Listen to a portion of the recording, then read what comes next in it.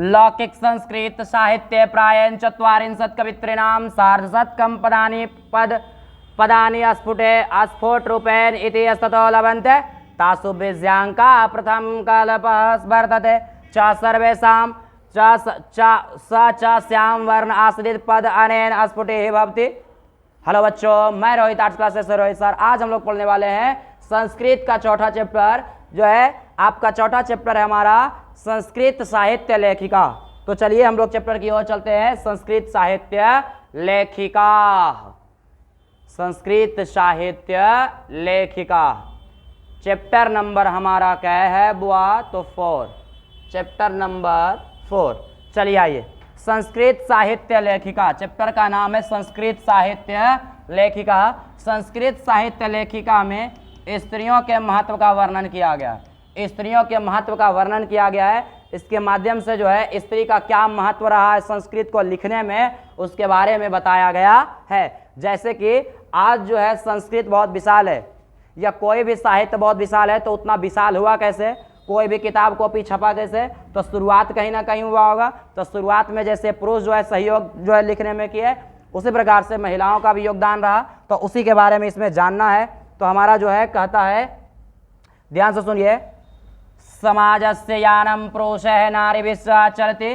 कहता है कि समाज का यान, समाज का यान मतलब गाड़ी, समाज का जो गाड़ी है प्रोषः नारीभिश्च चलति, पुरुषों और नारियों से चलती है। समाज जो है एक प्रकार की जो है जो समाज है वह उसका जो गाड़ी है, मतलब जो समाज चलता है तो किसके द्वारा चलता है? तो पुरुषों और नारी दोनों के सहयोग से चलता है। अगर केवल समाज में पुरुष होंगे तो समाज नहीं चल पाएगा, और अगर केवल जो है समाज में केवल नारी होगी फिर भी जो है समाज नहीं चल पाएगा, सृष्टि का विकास नहीं हो पाएगा। तो कहा गया है कि समाज का जो यान है पुरुषों और नारियों के सहयोग से चलता है। आगे देखिए कहता है, साहित्य अपि उभयो समानम महत्वम आधुना सर्वभाषासु साहित्य रचनायाम स्त्रियो अपि तत्पराः सन्ते। कहता है कि साहित्य अपि उभयो, साहित्य में भी, उभयो मतलब दोनों, उभयो मतलब दोनों, साहित्य में भी दोनों का मतलब स्त्री का और किसका? तो पुरुष का, स्त्री और पुरुष का समानम महत्वम, समान महत्व है। आधुना सर्वभाषासु साहित्य रचनायाम, आधुना आधुनिक समय में सभी भाषाओं के साहित्य रचना में स्त्रियों अपि तत्परः सन्ति, स्त्रियां भी तत्पर रहती है, तत्पर है मतलब उसको लिखने में सहयोग करती है। आगे कहता है यश लभन्ते, और यश मतलब प्रसिद्धि, और वह प्रसिद्धि प्राप्त करती है। आगे देखिए क्या कहता है, कहता है कि समाज का गाड़ी पुरुषों और नारियों के सहयोग से चलती है, और साहित्य में भी दोनों के समान महत्व है। आधुनिक भाषा में, सभी भाषाओं में साहित्य रचना में स्त्रियां भी क्या होती है? तत्पर रहती है और यश को प्राप्त करती है। आगे देखिए क्या कहता है, आगे है, संस्कृत साहित्य प्राचीन काल एवं साहित्य समृद्ध योगदानम न्यूना अधिकम प्राप्यते। कहता है कि संस्कृत साहित्य में प्राचीन काल से ही साहित्य समृद्धि में, मतलब संस्कृत साहित्य के जो है प्राचीन समय से साहित्य जो विकसित हुआ, समृद्ध हुआ, साहित्य समृद्धि के योगदान में, मतलब संस्कृत साहित्य के विकास में न्यूना अधिकम प्राप्यते, थोड़ा कम और अधिक प्राप्त होता है। मतलब कम बेसी जो है, जैसे संस्कृत को लिखने में पुरुषों का महत्व है, ठीक उसी प्रकार से महिलाओं का भी थोड़ा बहुत जो है थोड़ा कम हो सकता है, लेकिन महिलाओं का भी योगदान है। आगे देखिए, पाठे अस्मिन् अति प्रसिद्धानां लेखिकानां एव चर्चा वर्तते। कहता है पाठे अस्मिन्, इस पाठ में अति प्रसिद्धानां, बहुत ज़्यादा प्रसिद्ध लेखिकाओं का ही चर्चा वर्तते, जो संस्कृत को लिखने में बहुत ज़्यादा प्रचलित हुई, उन लेखिकाओं का ही इसमें वर्णन किया गया है। आगे देखो कहता है, येन साहित्य निधि पूर्णे येन साहित्य निधि पूर्ण तासाम योगदानम ज्ञायते, कहता है और जिनका साहित्य के पूर्ण करने में, साहित्य को मतलब संस्कृत साहित्य को लिखने में जो है पूर्ण योगदान, तासाम योगदानम, उनका योगदान ज्ञात होता है। तो जिनका जिनका जो है साहित्य को, संस्कृत साहित्य को लिखने में योगदान प्राप्त होता है, उनका ही इसमें वर्णन किया गया है। इस प्रकार से इसका हिंदी देखिए भी है, क्या कहेंगे इसको, समाज का गाड़ी पुरुषों और नारियों के सहयोग से चलती है और साहित्य में भी दोनों का समान महत्व है। आधुनिक समय में सभी भाषाओं के साहित्य रचना में स्त्रियां भी तत्पर है और यश को प्राप्त करते हैं। संस्कृत साहित्य में प्राचीन काल से ही साहित्य समृद्धि में थोड़ा बहुत योगदान जो है प्राप्त होता है। महिलाओं का बल शुरुआत से ही संस्कृत के लिखने में योगदान प्राप्त होता है। आगे कहता है कि इस पाठ में उन प्रसिद्ध लेखिकाओं का ही नामों का चर्चा है जो साहित्य भंडार, निधि मतलब भंडार था, तो साहित्य को पूरा करने में उनका योगदान प्राप्त होता है। तो उन्हीं जो है लेखिकाओं का इसमें वर्णन किया गया है जो संस्कृत साहित्य को लिखने में अपना योगदान दी है और जो बहुत ज़्यादा प्रसिद्ध हुई, उन्हीं का वर्णन है। आगे देखिए क्या कहता है, विपुलम संस्कृत साहित्यम विभिन्न कवि भी शास्त्रकार है चा संवर्धितम, कहता है कि विपुलम मतलब होता है विशाल, विशाल संस्कृत साहित्य विभिन्न कवियों और शास्त्रकारों के द्वारा संवर्धितम मतलब बढ़ाया गया है।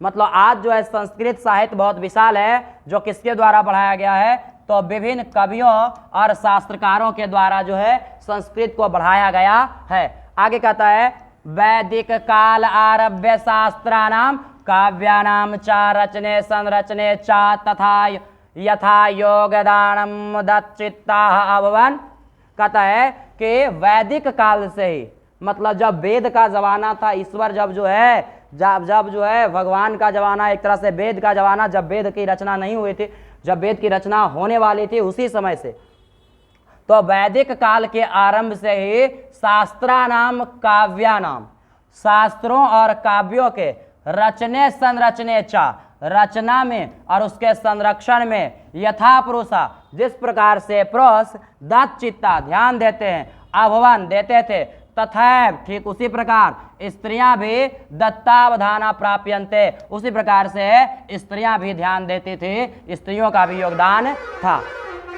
जब वैदिक युग था तो वैदिक युग में क्या होता था कि पहले आप लोग जब देखिएगा रामायण या महाभारत, तो उसमें रामायण में नहीं महाभारत में दिख जाता है कि ब्रह्मांड में कहीं कहीं ऐसा सीन दिखाएगा, वहाँ पर बहुत सारा जो है तारा ग्रह उपग्रह दिखेगा और उसके बाद आवाज़ आएगा ओ, इस प्रकार से। तो बहुत सारा मंत्र क्या होता था कि ब्रह्मांड में गूंजता था, तो उन सभी को लिखने में एक तरह से जो है सुना जाता था और सुन के जो लोग जो है समझ पाते थे उसको लिखते थे। उसको लिखने में महिलाओं का भी योगदान है। देखिए कहता है वैदिक युग है, वैदिक युग में मंत्राणाम दर्शका ना केवल ऋष्य, मतलब वैदिक युग में, मतलब जब वेद का युग था, जब वेद लिखा जा रहा था, तो उसके मंत्रों के दर्शक उसको यहाँ पर दर्शन मतलब सुनना, उसको सुनते थे और उसको समझते थे, और समझने के बाद जो है ऐसे दर्शक मतलब होता है देखना, और देखना का मतलब यहाँ पर होगा सुनना, ठीक है। तो मंत्रों के दर्शन में ना केवल ऋषि, मतलब उस मंत्र को सुनने में केवल ऋषि नहीं, प्रत्योत ऋषिका अपि सन्ति, बल्कि ऋषिका भी थी, मतलब केवल पुरुष नहीं बल्कि महिला भी, जो ब्रह्मांड में मंत्र गूंजता था उसको सुनने में, उसको देखने में अपना योगदान दी और उसको लिखने का काम की। आगे देखिए ऋग्वेदे चतुर्विंशति, ऋग्वेदे चतुर्विंशति अथर्ववेदे च पंचऋषिका मंत्र दर्शनवत्यो निर्दृश्यन्ते, कहता है कि ऋग्वेद में सबसे प्राचीन वेद जो है हमारा ऋग्वेद है, तो कहता है कि ऋग्वेद में चतुर्विंशति मतलब 24, अथर्ववेद में पंच मतलब 5, अथर्व ऋग्वेद में जो है 24 ऋषिकाओं का और अथर्ववेद में 5 ऋषिकाओं का मंत्र दर्शन मृत्यु निर्दिश्यन्ते, जो है ऋग्वेद में 24 ऋषिकाओं का और अथर्ववेद में 5 ऋषिकाओं के मंत्रों का वर्णन किया गया है, जो सुनी और उसको लिखा गया। तो अथर्ववेद में 5 ऋषिकाओं का और ऋग्वेद में कै गो 24 गो बुआ। आगे देखते हैं, आगे देखिए क्या कहता है। आगे है जैसे, यथा मतलब जैसे। अथर्ववेद में कौन कौन ऋषि का है का मंत्र वर्णन किया गया है? यमी अपाला उर्वशी इंद्राणी वागाम्भृणी इत्यादि। कहता है कि यमी अपाला उर्वशी इंद्राणी वागाम्भृणी इत्यादि का जो मंत्र का दर्शन कौन वेद में? तो अथर्ववेद में किया गया है। ध्यान से सुनिए, इसको याद कर लेना है। मम्मी मार्दल को पाला दे दे बोरसी, तो आपका हो जाएगा मम्मी से हो जाएगा यम्मी, मम्मी से हो जाएगा। ठंडा के दिन में जो है देखते हैं ठंडा में कपते रहते हु, इस तरह से कमता, और जब कपता है तो क्या मांगता है? उस समय जो है गांव में चलता है बोरसी। तो ध्यान से सुनना, मम्मी, तब मम्मी से हो जाएगा अम्मी, मम्मी से हो जाएगा मम्मी। मार्दल को पाला, तब पाला से हो जाएगा अपाला। दे दे कची बोरसी, क्या दे दे? बोरसी, तो बोरसी से हो गया उर्वशी। उसके बाद उधर से बुला रही थी रानी, क्या बुला रही थी? रानी, तो रानी जो है तो रानी से हो जाएगा इंद्रानी। अब जो है बोरसी तर जो है मम्मी पापा सब बैठल थे, इसलिए जो है रानी उधर से बुला रही थी, तो रानी को पास तो बुलाएगा नहीं, तो कहता है कि भागमा, तो भागमा तो बागाम भ्रीनी, भागनी कची कहनी भागनी, तो भागनी से बागाम भ्रीनी, तो भागनी है जैसे, ठीक है। जब माता पिता के सामने किसी को बुलाएगा, रानी उधर से बुला रही है लेकिन फिर भी क्या कर देता? वो भागनी जैसे, तो भागनी से हो जाएगा वागम भ्रीनी। एक बार तुरंत सुन लिया, याद हो जाएगा। मम्मी मार्दल को पाला दे दे बोरसी, और उधर से बुला रही थी रानी, तो कहता है भागनी, तब कहता है कि भागनी। तो देखो मम्मी से हो गया अम्मी, और पाला से हो गया अपाला, दे दे बोरसी, तो बोरसी से उर्वशी, के बुला रही थी? रानी, तो रानी से इंद्रानी। भागनी, तो भागनी से वागाम भ्रीनी। इन सभी के मंत्रों का जो वर्णन किया गया किसमें? अथर्ववेद में। ऋग्वेद में 24 और अथर्ववेद में 5 कौन कौन? तो यमी अपाला और वसी इंद्रानी वागाम भ्रीनी इत्यादि का मंत्र का वर्णन किया गया है। आगे देखते हैं। देखिए इस प्रकार से इसका हिंदी भी है, आप देख के लिख सकते हैं, चाहे समझ भी सकते हैं कि विशाल संस्कृत साहित्य विभिन्न कवियों और शास्त्रकारों के द्वारा बढ़ाया गया है, और वैदिक काल के प्रारंभ से ही शास्त्रों और काव्यों के रचना और संरक्षण में जैसे पुरुष ध्यान दिए, उसी प्रकार स्त्रियां भी ध्यान दी। वैदिक युग में मंत्रों के दर्शन में न केवल यहाँ पर होगा न केवल जो है ऋषि बल्कि ऋषिका भी थी। आगे ऋग्वेद में 24 और अथर्ववेद में 5 महिला ऋषियों का मंत्र दर्शन का उल्लेख किया गया है, जैसे यमी अपाला और वसी इंद्रानी वागाम्भृणी इत्यादि। अगला चलते हैं, अगले पैराग्राफ देखिए क्या कहता है। ध्यान से याद रखना है कि ऋग्वेद में कितने ऋषिकाओं का? तो आपका 24। अथर्ववेद में कितने? तो 5। कौन कौन? तो यमी अपाला और वसी इंद्रानी वागाम भ्रीनी। संस्कृत साहित्य कैसा है? तो विशाल है। किसके द्वारा बढ़ाया गया है? तो विभिन्न कवियों और शास्त्रकारों के द्वारा। चलिए अगला, बृहद आरण्यक, यहां से देखिए पढ़ेंगे। बृहद आरण्यक उपनिषद याज्ञवल्क्य पत्नी मैत्रेयी दार्शनिक रुचिमती वर्णितायाम याज्ञवल्क्य आत्मतत्वं सेच्यते।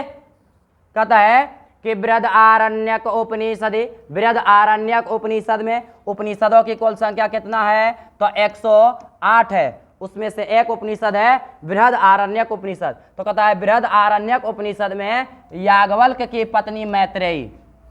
क्वेश्चन आएगा कि याज्ञवल्क्य की पत्नी कौन थी? तो याज्ञवल्क्य की पत्नी मैत्रेयी दार्शनिक रुचिमती वर्णिता। उसका जो वर्णन किया गया मैत्रेयी का, किसमें? तो आपका बृहद आरण्यक उपनिषद में, तो दार्शनिक रुचिमती के रूप में, मतलब दर्शन के प्रति रुचि रखने वाली के रूप में वर्णन किया गया है।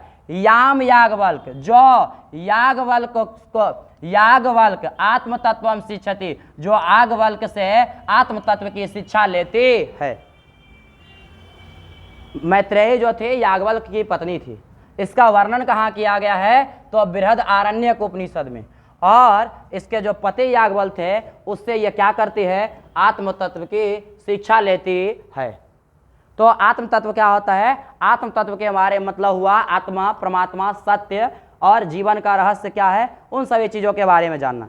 तो मैत्रेयी जो है आत्म तत्व की शिक्षा किससे लेती है? तो अपने पति याज्ञवल्क्य से। मैत्रेयी का वर्णन जो है किस उपनिषद में, तो बृहद आरण्यक उपनिषद में। मैत्रेयी जो है इसका वर्णन किस रूप में, तो दार्शनिक रुचि मति के रूप में वर्णन किया गया है। आगे देखिए, जनकस्य सभायां शास्त्र कुशला गार्गी वाचनवे तिष्ठते स्म।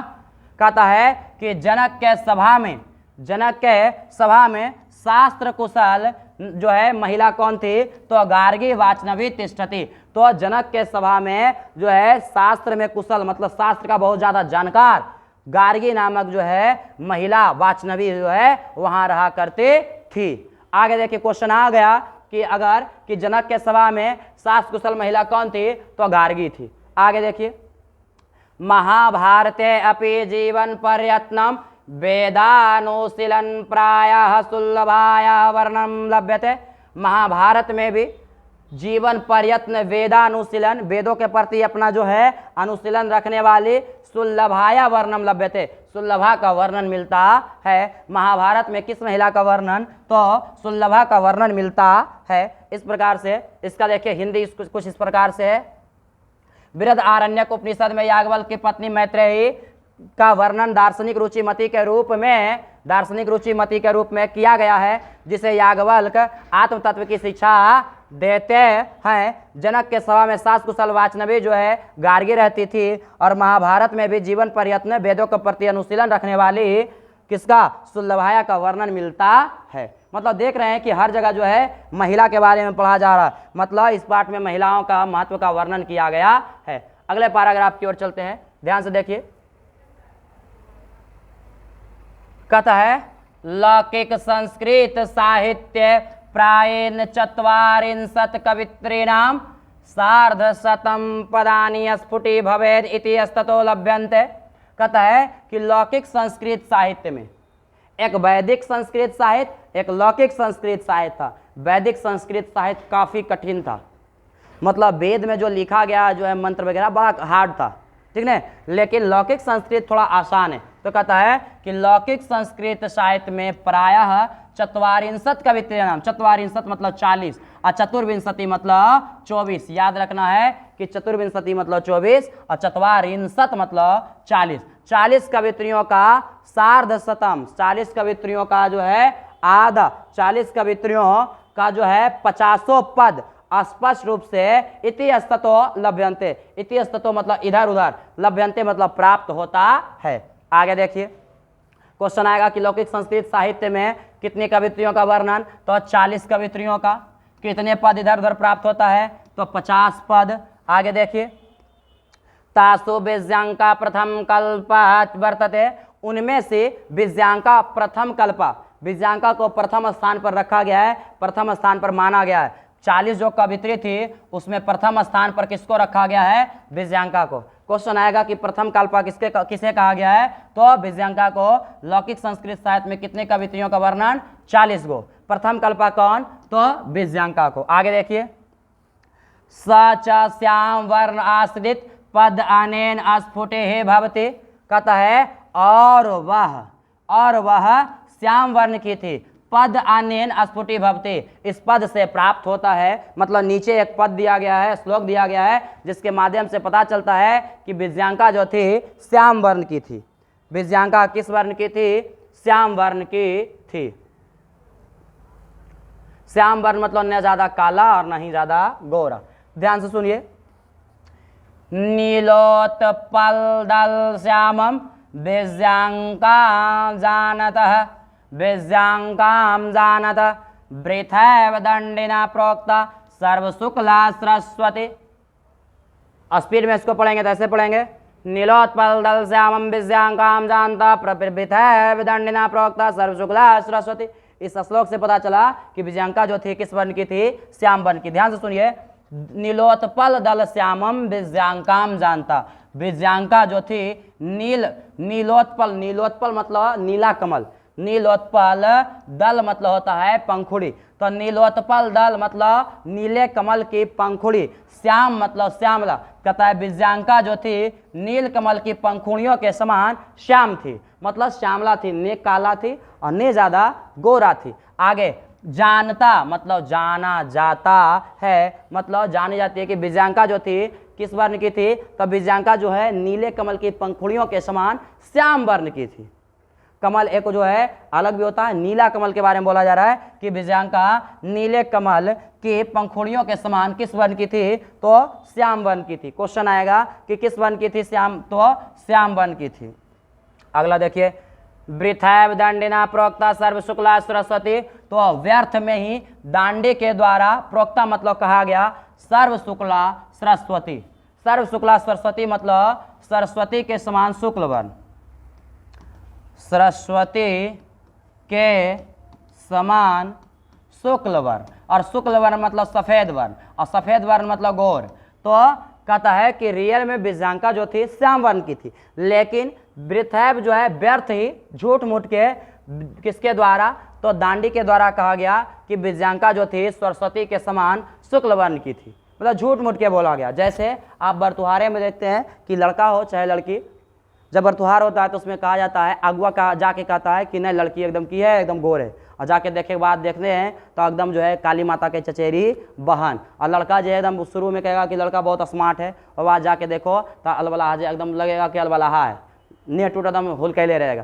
तो उसी प्रकार से झूठा बोल दिया, क्या बोल दिया कि लड़का एकदम स्मार्ट है, लड़की एकदम स्मार्ट है, तो रियल में स्मार्ट नहीं थी, काली थी एकदम, और कार था, थुथुर था। तो उसी प्रकार से रियल में जो विजयांका थी किस वर्ण की थी, श्याम वर्ण की थी, लेकिन व्यर्थ में झूठा मूठा कह दिया गया किसके द्वारा, दांडी के द्वारा, कि विजयांका जो थी किसके जैसा, तो सरस्वती मतलब सरस्वती के समान शुक्ल वर्ण की, मतलब गोर थी।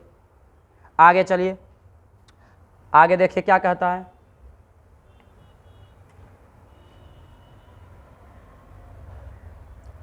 तस्यः कालः अष्टम शतकम अनुमीयते, कहता है तस्या काला उसका काल मतलब विजयांका का काल, विजयांका का काल मतलब समय, मतलब विजयांका का जो समय माना जाता, अष्टम शतकम मतलब 8वीं सदी, अष्टम शतकम मतलब 8वीं सदी, अनुमीयते अनुमानित किया जाता है कि विजयांका का जो काल है वो 8वीं सदी माना जाता है। आगे देखिए क्वेश्चन आएगा कि विजयांका का काल कितनी सदी, तो 8वीं सदी। चालुक्य वंश्यस्य चंद्रादित्यस्य रागे विजय भट्टारिका एव विजयांका इति बहवो मन्यन्ते।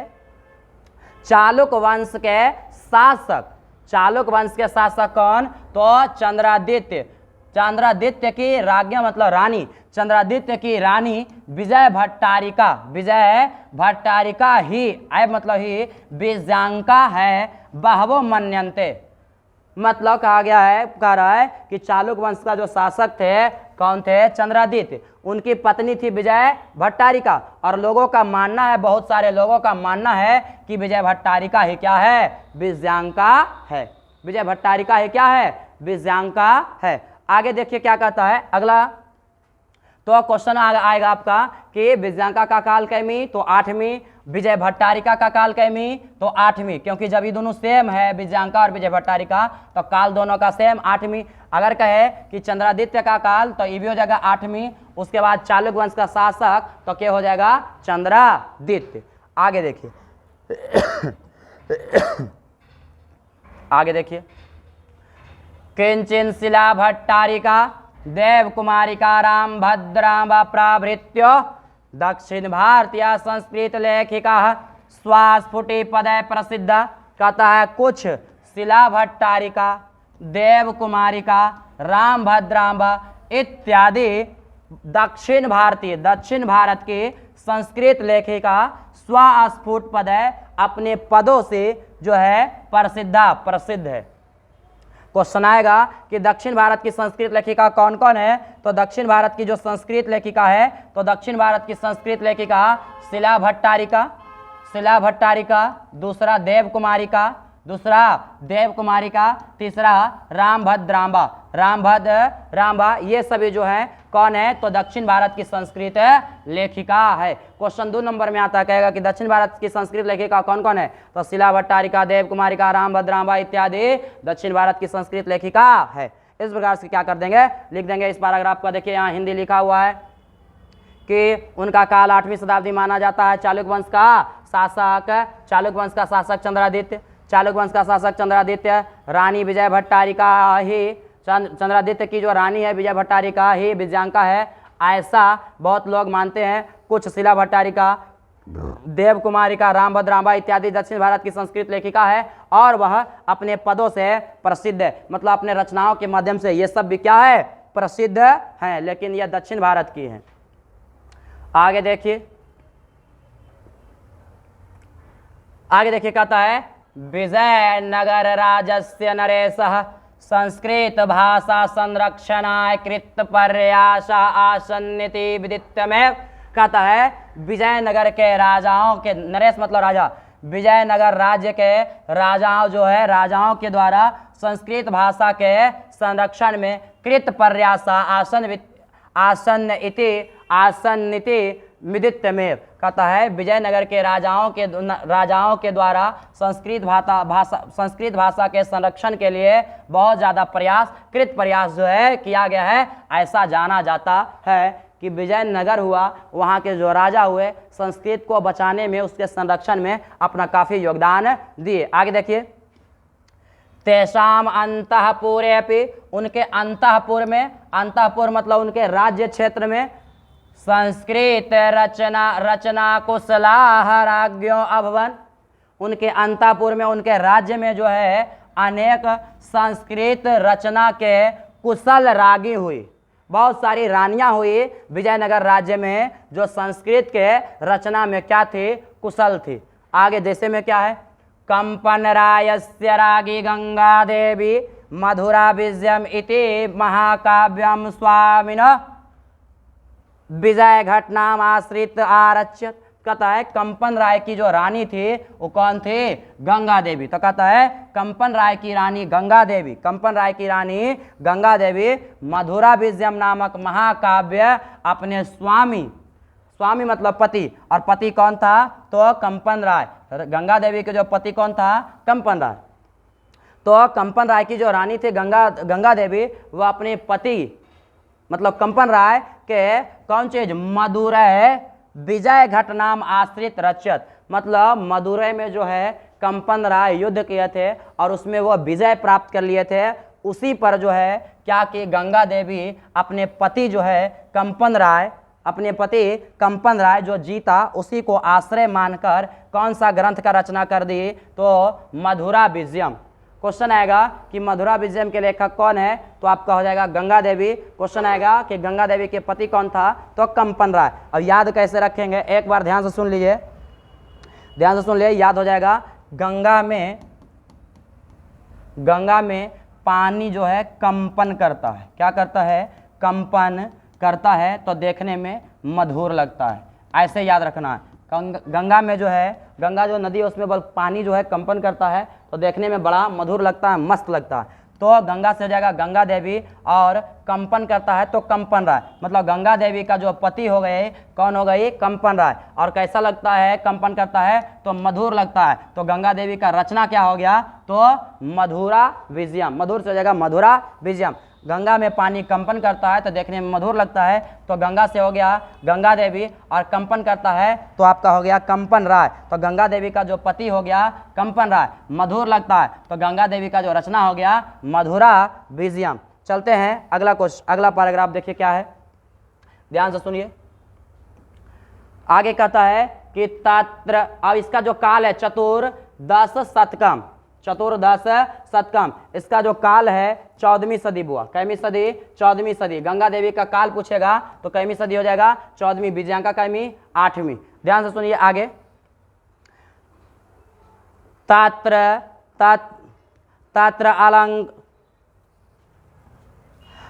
अलंकाराणाम सन्निवेश आवर्जको वर्तते। और जो मधुरा विजयम है उसमें अलंकारों का उपयोग किया गया है, जैसे कि हम लोग को सजने के लिए जो है मानवों को सजने के लिए श्रृंगार की आवश्यकता होता है, उसी प्रकार से शब्दों को सजाने के लिए, भाषाओं को सजाने के लिए अलंकार की आवश्यकता होता है। जिस प्रकार से मानव जो है अलंकार से सजता है, आभूषण पहनता है तो सुंदर लगता है, उसी प्रकार से जब भाषाओं के साथ अलंकार जुड़ता है तो वह जो है भाषा या शब्द जो है सुंदर हो जाता है। तो तत्र अलंकाराणाम सन्निवेश आवर्जको वर्तते, और जो मधुरा विजयम है उसमें अलंकारों का समावेश किया गया है जो बहुत ही अच्छा लगता है। आगे देखिए क्या कहता है अगला, आगे देखिए, तस्मिन् एव राज्ये षोडश शतके शासनम कुर्वतः अच्युतरायस्य राज्ञी तिरुमलाम्बा वरदाम्बिका परिणय नामकं प्रौढ़ चंपो काव्यम रचयत। कहता है कि तस्मिन् राज्य, उस राज्य में ही, उसी के राज्य में ही षोडश शतके 16वीं सदी में शासन कुर्वता, शासन करते हुए अच्युत रायस रानी, अच्युत राय की रानी तिरुमलाम्बा। क्वेश्चन आएगा कि अच्युत राय की रानी कौन थी, तो तिरुमलाम्बा। वरदाम्बिका परिणय, वरदाम्बिका परिणय नामक प्रौढ़ चंपू काव्य आरचत, जो है वरदाम्बिका परिणय नामक प्रौढ़ चंपू काव्य की रचना की। कौन की, तो आपका तिरुमलाम्बा। अच्युत राय की रानी कौन थी, तिरुमलाम्बा। ध्यान से सुनिए, तिरुमलाम्बा अच्युत राय की रानी, अच्युत राय की रानी कौन थी, तो तिरुमलाम्बा, तिरुमलाम्बा। सुनिए ध्यान से, इसको कैसे याद रखेंगे, ध्यान से सुनिए, एक वो याद रखना है, बस सारा याद रहेगा। ध्यान से सुनिए, अच्युत राय की रानी कौन थी, तिरुमलाम्बा। ध्यान से सुनिए, तिरुमलाम्बा, तिरुमलाम्बा का जो वर था वो कौन था, अच्युत राय। वर मतलब होता है क्या चीज, पति। वर मतलब क्या होता है, पति। जैसे होता है वर और वधु, तो वर मतलब माना जाता है किसको, पति को, और वधु मतलब माना जाता है किसको, पत्नी को। ठीक है, पत्नी को। तो ध्यान से सुनिए, तिरुमलाम्बा का जो वर था वो कौन था, अच्युत राय। तिरुमलाम्बा का जो वर था वो कौन था, अच्युत राय। तो तिरुमलाम्बा से तिरुमलाम्बा और वर से वरदाम्बिका परिणय, मतलब वरदाम्बिका परिणय के लेखक तिरुमलाम्बा। अब वर कौन था, तो वर जो था अच्युत राय। तो अच्युत राय हो गया किसका, तिरुमलाम्बा का पति, और अच्युत राय की रानी कहेगा तो हो जाएगा तिरुमलाम्बा। और इसका जो काल है कैमी सदी, 16वीं। बिजांका का काल 8वीं, तिरुमलाम्बा का काल सॉरी बिजांका का काल जो है 8वीं, और उसके बाद जो है गंगा देवी का 14वीं और तिरुमलाम्बा का 16वीं। आगे देखिए, आगे देखिए क्या कहता है, तत्र संस्कृत गधस्य छटा समस्त पदावल्य ललित पद्य विन्यासेन च अतीव शोभने। और जो वरदाम्बिका परिणय जो ग्रंथ लिखा गया तिरुमलाम्बा के द्वारा, उसमें संस्कृत गद्य की जो छटा है, लिखने की जो सुंदरता है, समस्त पदावल, समस्त पदों में ललित पद विन्यास च अति प्रशुभ, और जो ललित पद विन्यास का उपयोग किया गया है वह बहुत ज़्यादा शोभनीय है, बहुत ज़्यादा अच्छा है। आगे देखिए, संस्कृत साहित्य प्रयुक्तम दीर्घतमम। कहता है संस्कृत साहित्य में प्रयुक्त होने वाला दीर्घतम मतलब बहुत बड़ा से बड़ा, समस्त पदम अपि सभी पद जो है तथैव लभ्यन्ते, लभ्यते। कहता है कि संस्कृत में जितना बड़ा से बड़ा शब्द है उस सब का उपयोग किसमें किया गया है, तो आपका वरदाम्बिका परिणय में। संस्कृत का जितना बड़ा से बड़ा शब्द है किसमें उपयोग किया गया है, वरदाम्बिका परिणय में। जैसे क्या होता है कि संस्कृत में बहुत सारा शब्द एक साथ जोड़ करके बहुत बड़ा बना दिया जाता है, तो जितना भी बड़ा बड़ा शब्द है किसमें उपयोग किया, जो है लिखा गया वह वरदाम्बिका परिणय में। चलते हैं अगले पैराग्राफ में, आगे देखिएगा। इसका हिंदी जो है कुछ इस प्रकार है, इसका हिंदी एक बार कर देते हैं, ध्यान से सुनिए। विजयनगर के राजाओं ने संस्कृत भाषा के संरक्षण के लिए प्रयास किए थे, जानते ही हैं। उन लोगों के अंतःपुर मतलब उनके राज्य के अंदर में भी संस्कृत रचना के कुशल जो है रानी थी। कंपन राय जो था उसका काल 14वीं शताब्दी की रानी जो थी, कंपन राय की रानी कौन थी, गंगा देवी। वह मधुरा विजयम महाकाव्य जो है अपने स्वामी के मदुरै विजय घटना पर रचना की थी, और वहाँ अलंकारों का प्रयोग बहुत सुंदर तरीके से किए हैं। और उस राज्य में ही 16वीं शताब्दी में शासन करते हुए अच्युत राय की जो रानी थी तिरुमलाम्बा, वरदाम्बिका परिणय नामक महाकाव्य की रचना की, और वहाँ संस्कृत गद्य की सुंदरता सभी पदों में ललित पद विन्यास, ललित पद जो ललित पद विन्यास से बहुत शोभनीय है, बहुत अच्छा लगता है। और संस्कृत साहित्य में प्रयोग होने वाला बड़ा से बड़ा शब्द जो है वहाँ उपयोग किया गया है, वहाँ मिलता है। मतलब संस्कृत का जितना बड़ा से बड़ा पद है वो किस में मिल जाएगा आपको, तो वरदाम्बिका परिणय में। संस्कृत का बड़ा से बड़ा पद किस में मिल जाएगा, तो आपका वरदाम्बिका परिणय में। चलिए अगला पैराग्राफ में देखिए क्या कहता है। आधुनिक काले संस्कृत लेखिकासु पंडिता क्षमाराव। इसका देखिए जो है काल दिया गया 1890 से 1953, मतलब 1890 में जन्म हुआ, 1953 मृत्यु होगा। फिर से देखिए, आधुनिक काले संस्कृत लेखिकासु पंडित क्षमाराव नामधेय विदेशु अति प्रसिद्ध। कहता है कि आधुनिक काल में संस्कृत लेखिकाओं में, आधुनिक काल की संस्कृत लेखिकाओं में पंडित क्षमा राव जो है नाम की जो है विदुषी बहुत ज़्यादा प्रसिद्ध है। आधुनिक काल की संस्कृत लेखिका में सबसे ज़्यादा जो प्रसिद्ध है कौन है, तो पंडित क्षमा राव। इसका काल 1890 से 1953। अगर पूछ दे कि जन्म कब हुआ तो 1890 और मृत्यु कब हुआ तो 1953। जन्म से लेकर बीच में जो काल होगा वही ना उसका काल होगा। तो 1890 में इनका जन्म हुआ था और 1953 में जो है इनका मृत्यु हो जाता है। आगे देखिए, तो आधुनिक काल के सबसे प्रसिद्ध लेखिका कौन है, तो कौन चीज, पंडित क्षमा राव। अगला देखिए लाइन क्या कहता है, त्वया स्वापितो शंकर पांडुरंग पंडित। ध्यान से देखिए, शंकर पांडुरंग पंडितस्य महतो विदेशो जीवन चरितम शंकर चरितम इति रचितम। कहता है त्वया मतलब उनके द्वारा, स्वापितो अपने पिता, पंडित क्षमा राव के द्वारा अपने पिता, तो इनके पिता कौन थे, शंकर पांडुरंग पंडित। शंकर पांडुरंग पंडित के महतो विदुषी मतलब ये महान विद्वत्ता का जीवन चरितम और उनके जीवन के चरित्र का वर्णन जो किए शंकर चरितम इति रचितम। वह जो है अपने पिता का जो चरित्र का वर्णन किए उस ग्रंथ का नाम रखे शंकर चरितम। तो क्वेश्चन आएगा कि शंकर चरितम के लेखक कौन है, तो पंडित क्षमा राव। शंकर चरितम में किनके जीवन चरित्र का वर्णन है, तो शंकर पांडुरंग पंडित का। शंकर पांडुरंग पंडित कौन थे, तो पंडित क्षमा राव के पिता थे। उलट के कहेगा पंडित क्षमा राव के पिता कौन थे, तो शंकर पांडुरंग पंडित। चलते हैं अगले लाइन में। गांधी दर्शन प्रभाविता सा साहित्य ग्रह गीता मीरा लहरी कथा मुक्तावली विचित्र परिषद यात्रा ग्राम ज्योति इत्यादि अनेकान पद ग्रंथान प्राणीतवती।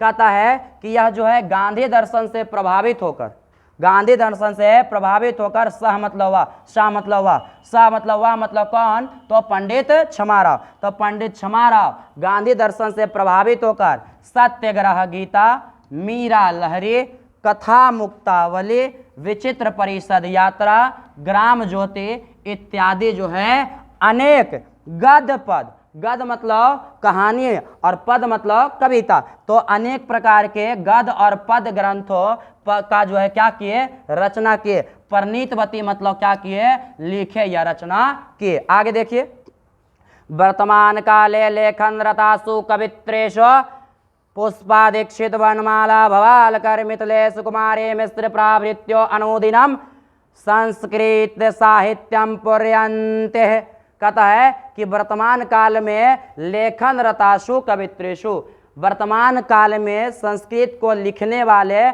कवित्रियों में कौन कौन, तो पुष्पा दीक्षित, वनमाला भवालकर और मिथिलेश कुमारी मिश्र जो है इत्यादि। दीनानुदिनम मतलब अनुदिनम, तो अनुदिनम मतलब प्रत्येक दिन, संस्कृत साहित्यम पुर्यन्ति प्रत्येक दिन जो है साहित्य को पूर्ण करने में अपना योगदान दे रही है। कौन, तो आपका जो है पुष्पा दीक्षित, वनमाला भवालकर और मिथिलेश कुमारी मिश्र। क्वेश्चन कहे कि वर्तमान समय की संस्कृत लेखिका कौन कौन है, तो वर्तमान काल में बहुत सारी संस्कृत लिखने वाली है, लेकिन हमारे सिलेबस के अनुसार 3 नाम दिया है। पहला पुष्पा दीक्षित, वनमाला भवालकर, मिथिलेश कुमारी मिश्र। तो आंसर लिख देंगे कि वर्तमान काल की संस्कृत लेखिकाओं में पुष्पा दीक्षित, वनमाला भवालकर और मिथिलेश कुमारी मिश्र इत्यादि का नाम आता है। और इस प्रकार से हमारा चैप्टर जो है समाप्त हो जाता है। और इसका फिर हिंदी एक बार कर लेते हैं ताकि आपको समझने में सुविधा हो।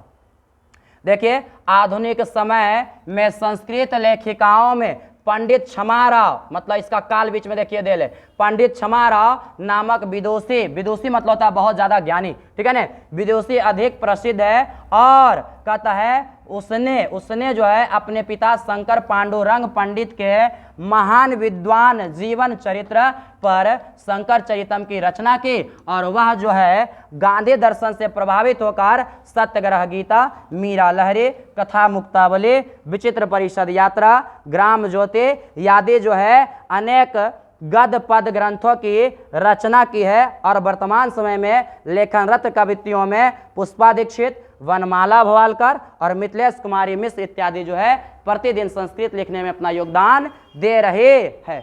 इस प्रकार से हमारा चैप्टर जो है कंप्लीट हो जाता है। अगर आपको एक बार समझ नहीं आता दोबारा इसको देख लीजिए, ताकि जो है आपको जो है 2 नंबर का क्वेश्चन और ऑब्जेक्टिव एक बार में आपका क्लियर हो जाएगा। तो चलिए, वीडियो देखने के लिए थैंक्स। अगले पार्ट में मिलते हैं इसका ऑब्जेक्टिव और सब्जेक्टिव के साथ।